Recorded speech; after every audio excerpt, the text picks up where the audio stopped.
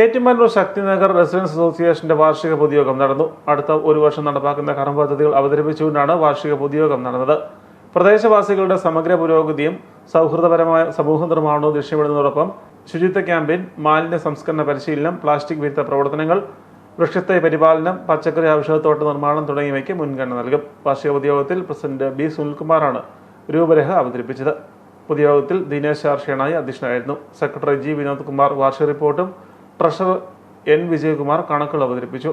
അസോസിയേഷന്റെ പുതിയ ഭാരവാഹികളായി B Sunilkumar president, G Vinod Kumar secretary, N Vijayakumar treasurer, E P Saleem, A V Pradeep Kumar vice പ്രസിഡന്റുമാർ, M S Appukuttan Nair, T G Ramendran Nair joint secretary, B Arunkumar, Harikumar G Nair, Rahul N S, G Madhavankutty Nair, Ravikumar K P, Ammini Susheel Nair, G Sreekumar, Krishnankutty Kurup എന്നിവരെയും രക്ഷാധികാരിയായി Dinesh R ഷേണായിയെയും തെരഞ്ഞെടുത്തു.